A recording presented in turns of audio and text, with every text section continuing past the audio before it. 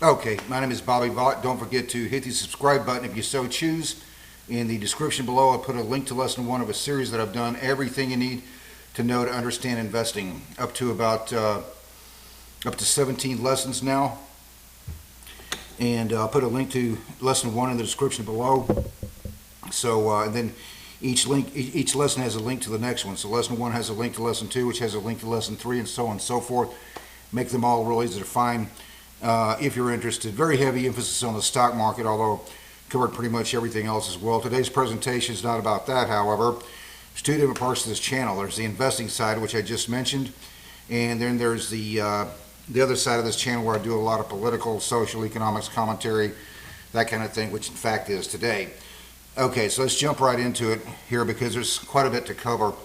I would listen to... I haven't had television service for 5.5 years, and my fiance, my beautiful fiance, is still on the other side of the world. So Elena and her two children, and so I get a lot of spare time on my hands. So this is the kind of stuff I do. I like to just sit around and find conversations to listen to and analyze it. And this time it happened to be Bill Maher, and his guest was Adam Corolla. And this was just a couple of days ago. So this was like an hour and 54-minute conversation between the two of them. I'm obviously not going to go through the whole thing. In fact, we're only going to cover roughly about 2 minutes of this and make some comments, okay? And some pretty positive comments, in fact, at least regarding Bill Maher and Adam Corolla. So I'm going to turn the camera around here, and let's just hear what they have to say, and then we'll comment, okay? And here we go. And use code RANDOM for 20% off. So I'm going to play about right at 2 minutes of this, and then we'll make comments. Created what they're living in, and I don't know why that's so controversial. You know, I don't know why we are so... He's referring to Gaza there. Because energized with that. I have a list of like 30 important things that Trump has done in the first year that I'm against and that I do not like. But his idea, his just sort of macro 30,000 feet idea that Western civilization is the civilization we should defend, and that it is under attack, and that Israel is the front line in that fight, is right. Yes. And I am aligned with that point of view. Does he carry it out the way I would like? No, he carries nothing out the way I would like. But I can't deny that that's the truth too. Western civilization, I believe in it. Yes. The elements of it that everyone in this country, not everyone, but lots of people just take for granted. Your free speech and your right to wear what you want and be who you want and love who you want. This is not everywhere in the world. And this civilization that you seem to want to promote to this status of being the downtrodden people who deserve our most heartfelt sympathy. Well, that's also the civilization that is most oppressive to women and gay people and other people that are sort of important to your coalition, I thought. Well, I think of it this way, which is America is constantly comparing itself to some civilization that never existed. Yeah, that's exactly right. Okay, so you heard Bill Maher there saying he's giving credit to Trump in terms of the bigger picture of things. Western civilization is worth defending. Doesn't give Trump much credit on methodology, obviously.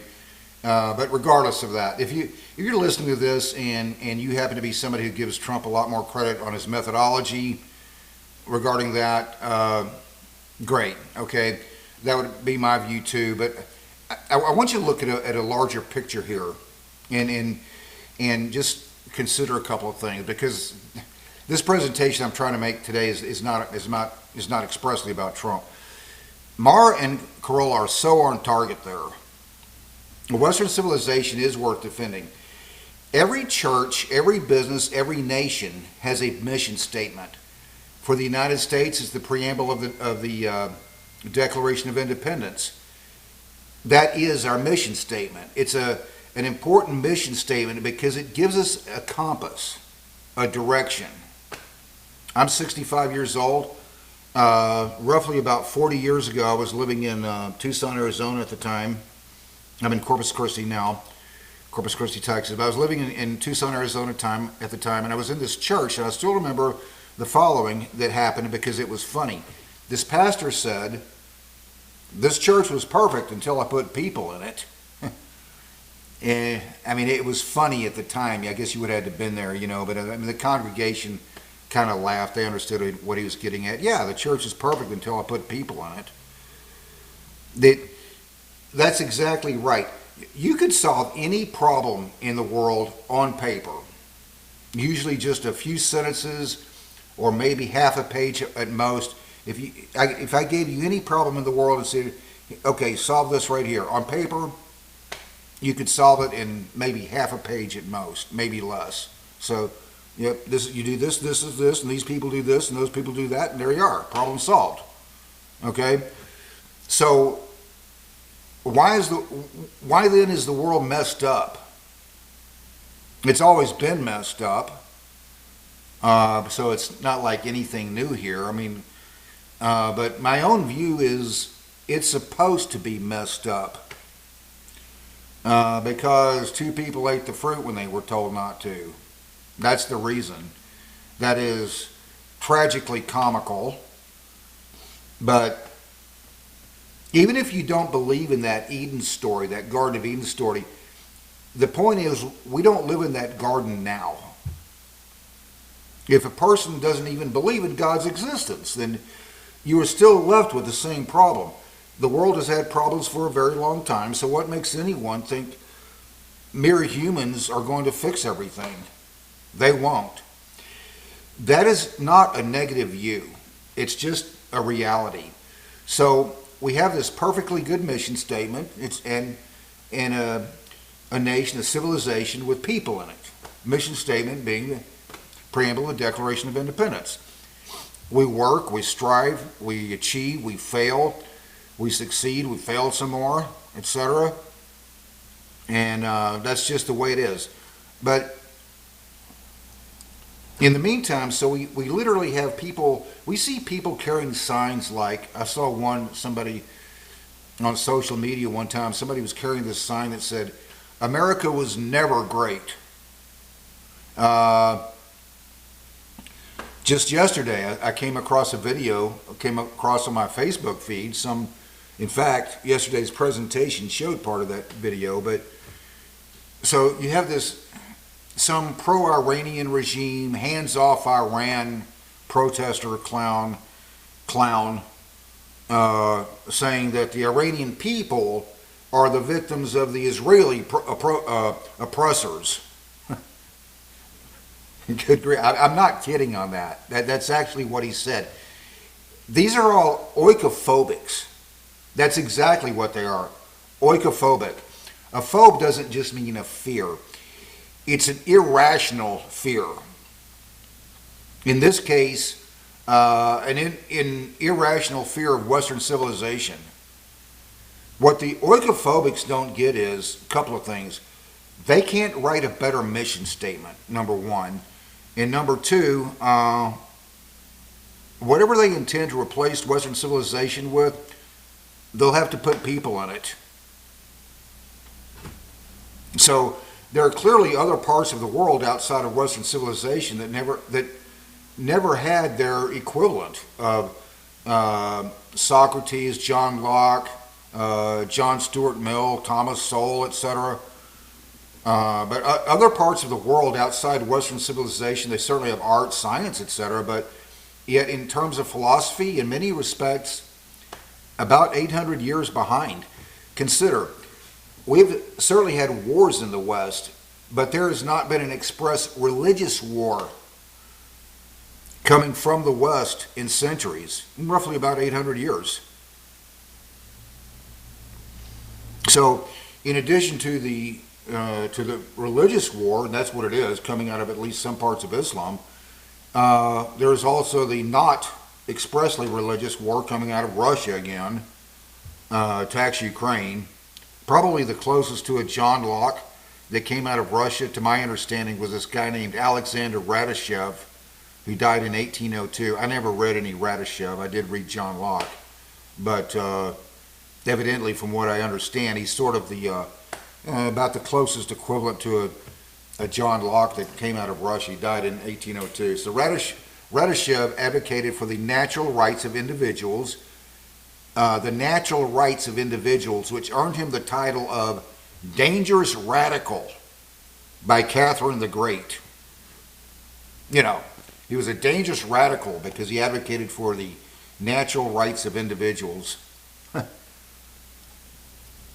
any event, so Radashev clearly didn't take root well enough. The Bolshevik socialists took over more than 100 years after Radashev, and so the Bolshevik socialists took over. So much for the natural individual rights on that front for a while. So then 4 years ago, Russia invades Ukraine. And even before the Bolsheviks, going all the way back to, at least back to the time of Catherine the Great, the Russian psyche has always been, we are supposed to expand. Unfortunately, the idea of expansion, military expansion, seems to be just part of the Russian DNA. I kind of went off on a tangent here or there, but I didn't intend to go off on that tangent a little bit. But what I was getting at, though, so what are the oikophobics planning to replace Western civilization with precisely? Are they planning to metaphorically reinvent the wheel? It's like they ridiculously point to problems and but then they fail to understand, yeah, but it's a perfectly good mission statement. The mission statement in the Declaration is a very important compass that it gives us direction. The oikophobics seem to expect Western civilization to somehow get around the fact that we don't live in a Garden of Eden. Like Adam Corolla there said, I think he said it really well. In fact, I probably didn't show enough Adam Corolla there, but yeah, he said something to the effect, how did he put it, Western civilization, or maybe he said America, has always been expected to, live up to this civilization, this ideal, this civilization that never existed.